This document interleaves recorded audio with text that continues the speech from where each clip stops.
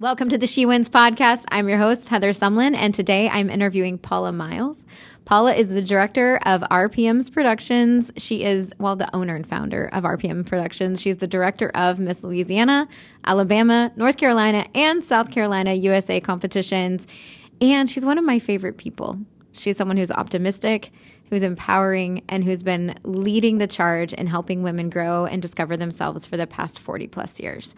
Welcome, Paula. I'm so excited to have you on my She Wins podcast.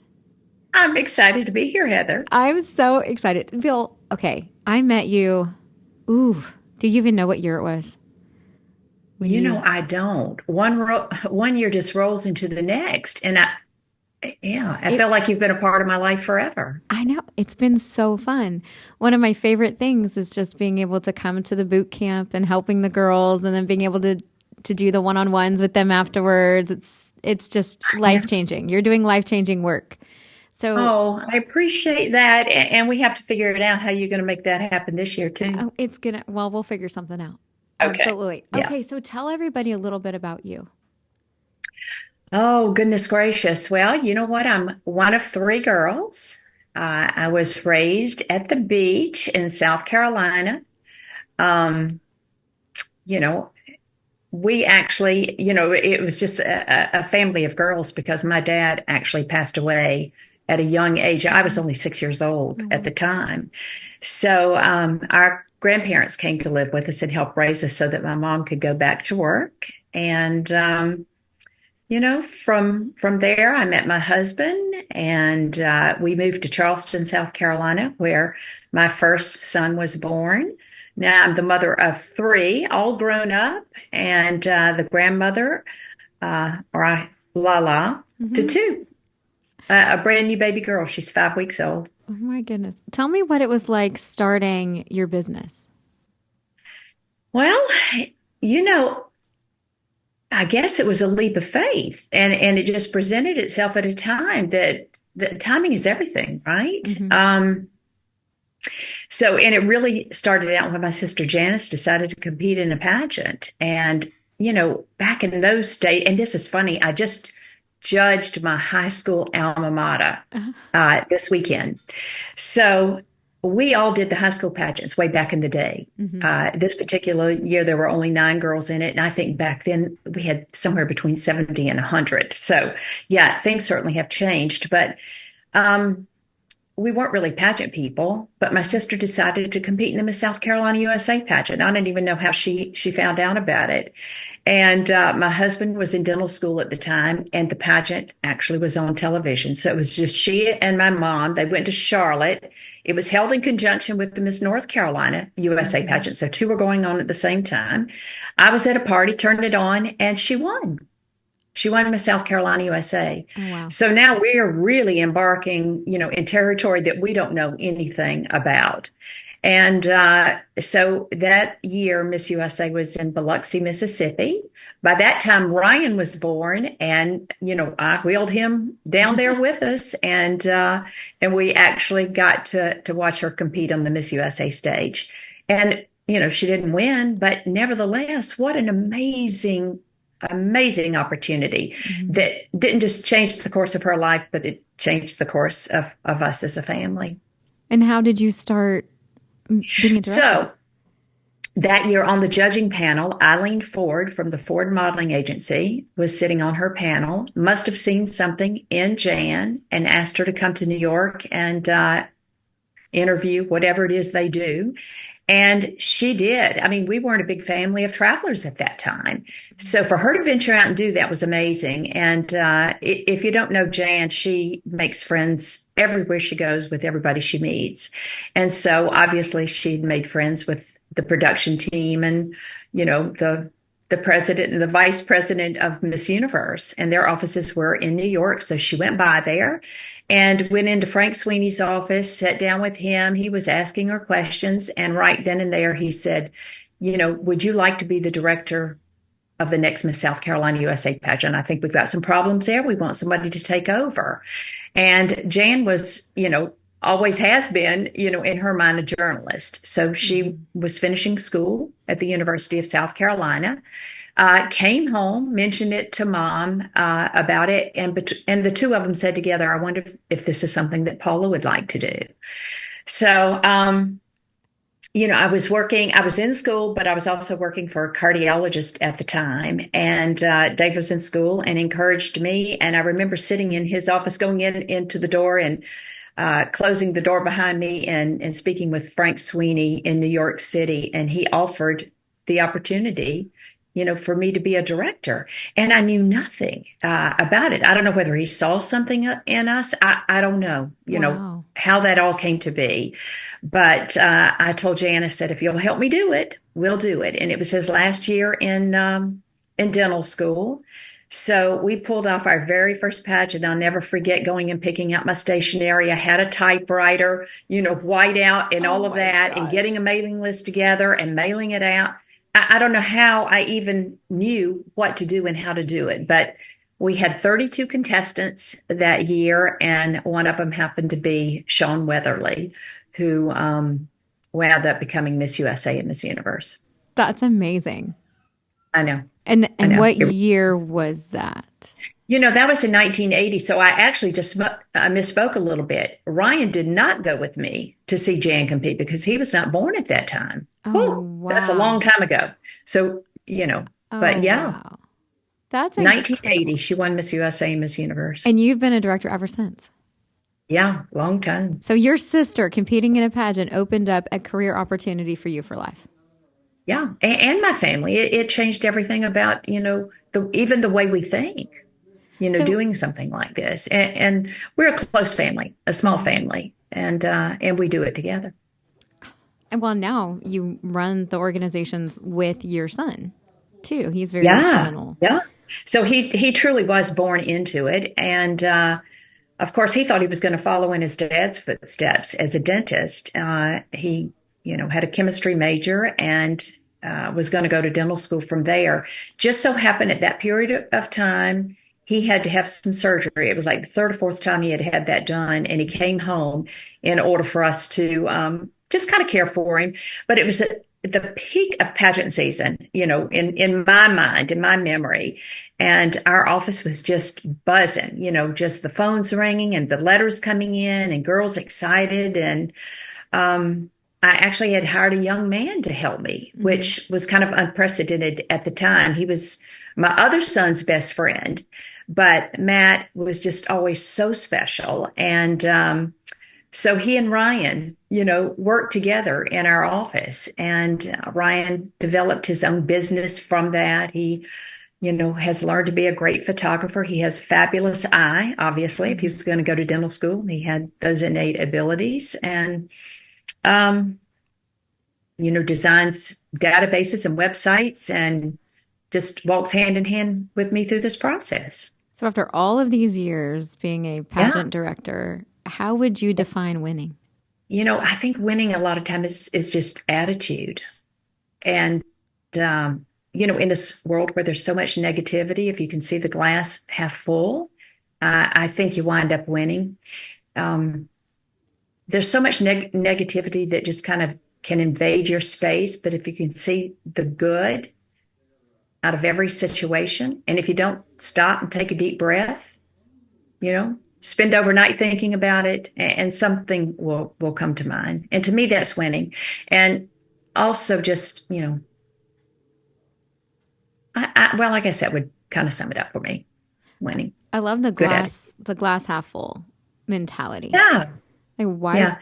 yeah, And, why would and we some have people probably have to work harder at that than others. I just think I'm an optimist, at the end of the day. So maybe it's a little easier for me. I kind of think you had to be an optimist to take advantage of that opportunity when it presented itself. Probably, to be so ignorant, not to know anything, and then to be here so many years later. So maybe a I lot of think times you don't process that about yourself. no. Well, one thing that I've always loved about coming and helping you and just being part of the RPM team is the way that you mentor your girls and the way you communicate with them and the way that you build them up. And it's always so positive and so forward focused.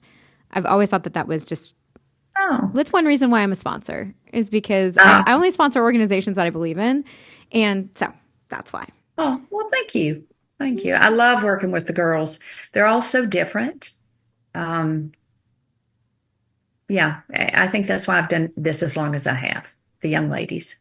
Is there a defining moment in your life? Is there a time when, I don't know, something happened that just changed besides that, besides the opportunity to be the South Carolina Well, Secretary? yeah, besides that, do you know, I really think that there was. My husband is a consummate student. Mm-hmm. And, you know, through his years in dentistry, he was always going to the next course to be better at whatever it was his focus was at the time. And I remember him coming home one day and he said, I'm going to go take this course in the hill country of Texas. And I thought, another course, you know, but this one he wanted me to go to. And he actually had just been diagnosed with, he had got a melanoma. Mm. And I thought, okay, you know, we're never promised the next day. If this is something you want to do, let's go do it. And that decision for him to do that and then me to follow really did change my life. There was a gentleman by the name of Walter Haley who became a mentor to me and somebody that I just loved and adored. He took me under his wing. And, you know, again, you don't know what you don't know. And so if you don't at least sample things, you really miss out on a lot in life. So this course actually was in his home. There were a lot of people there from all over the country, primarily dentists and their staff. And I was there with Dave. And they sent us home with homework.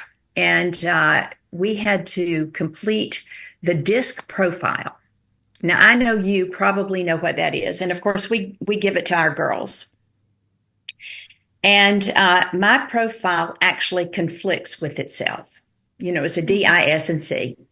And I think learning about that, and we used to do walk talks every morning. And Walter did that morning walk talk with me.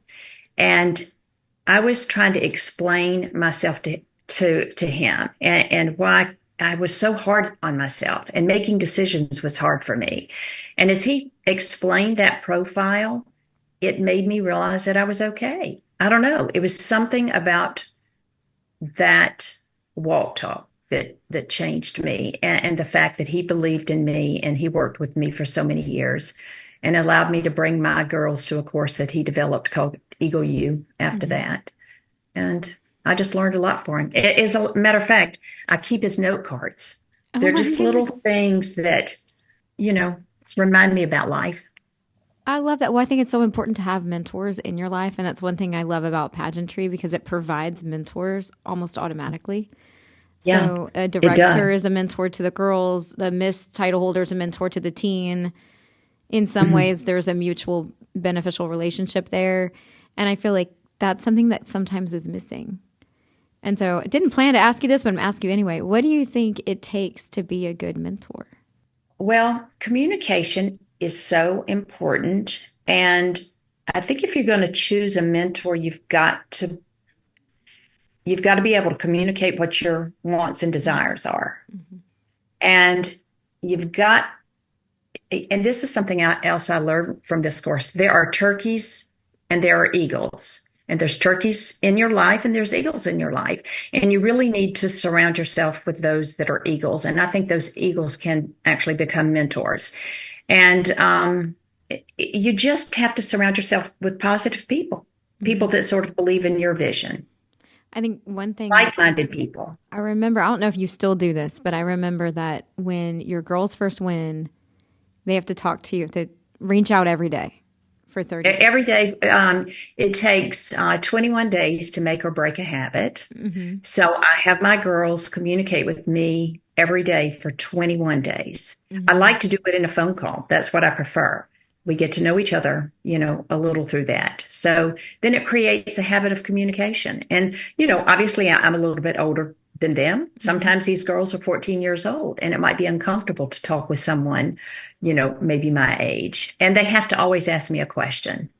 Oh, I You learn love that. from asking questions. I love that. I think that's a great strategy for any director to hold Yeah. if they would. I don't know. I don't know that they all would do it, but I think they should. I think it would be valuable. Yeah. Have, Yeah. So I would say for the most part, I still remain in touch with all of my girls because it's not just a directorship, contestant relationship. Ultimately, at the end of the day, I wanted to become a friendship. it's kind of a family too. I feel like it's the Yeah. RPM Oh, yeah. family. I think, with us being a family-run organization, we cultivate maybe that feeling.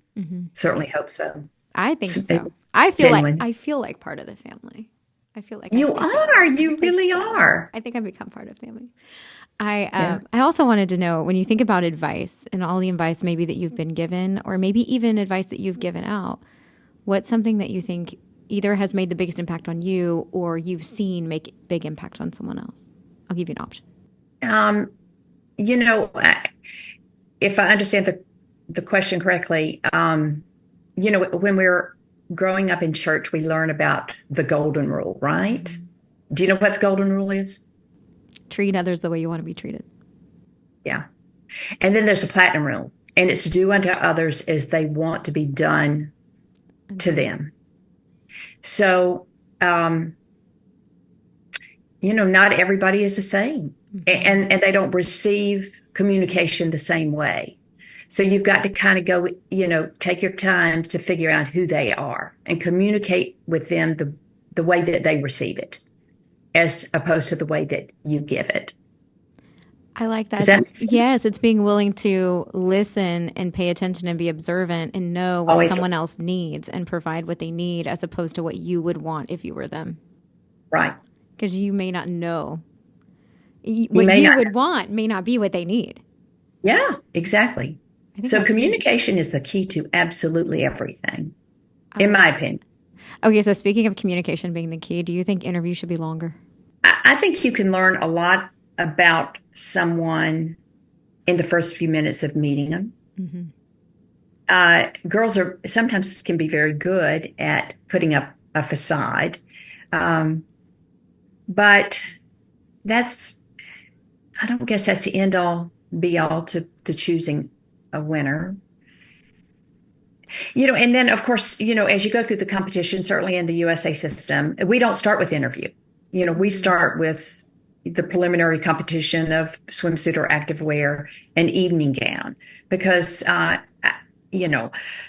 the errors, ERAS, we've thought of this as a beauty pageant. It is far more than that. You need somebody that's very well rounded. And so we do the interview portion last. And anyway, it just kind of sums up what they've seen. And then if they can articulate and communicate well, and I always like to know why girls do this. Everybody does it for a different reason.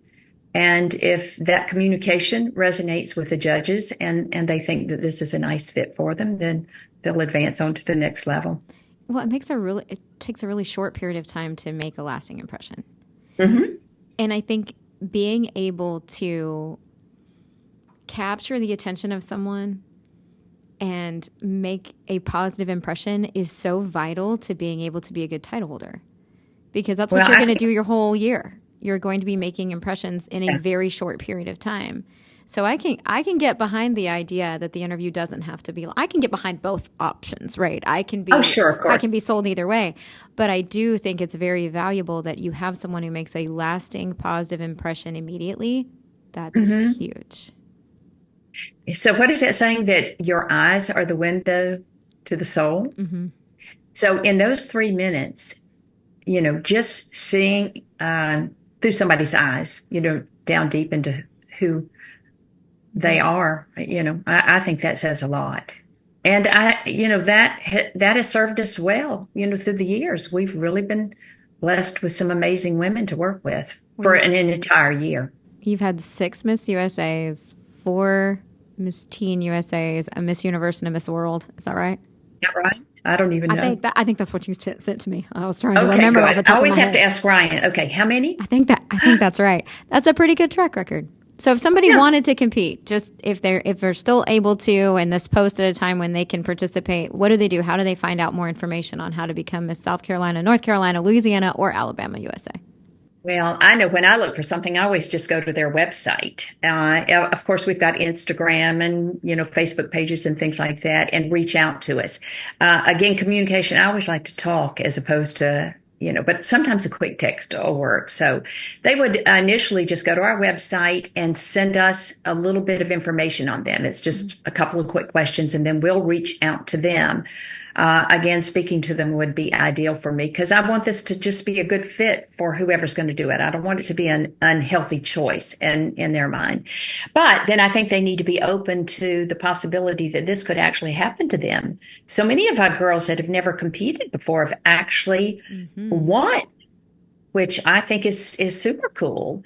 And then we've had girls that have competed for years and years and years, and it might take them 6 or 7 years to win, but they will eventually walk across that Miss USA or Miss Teen USA stage, and that really becomes a sweet moment for those that have tried so hard to do this. And sometimes girls that win on the first try, they don't really realize the gift that they've been given because they haven't had that struggle to do it.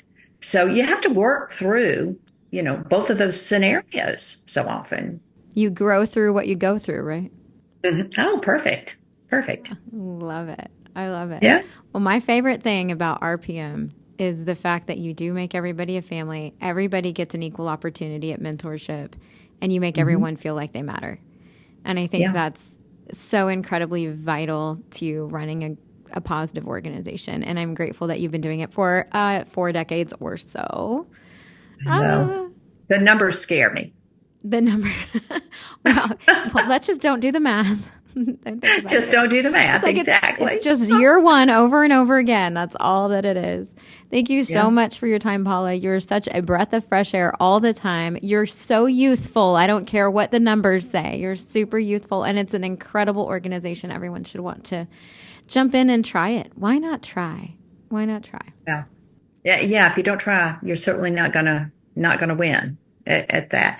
So, but I thank you too, Heather. I mean, you've definitely become a part of our family, and I always say that you're our secret weapon. So, thanks for having me on today. Yeah, for those who don't know, I provide mental management coaching and then some interview prep for their title holders, and I just like to help in whatever way I possibly can. And it's been it's been a blessing. So, thank you so much for your time. Amazing. Thank you. Thank you.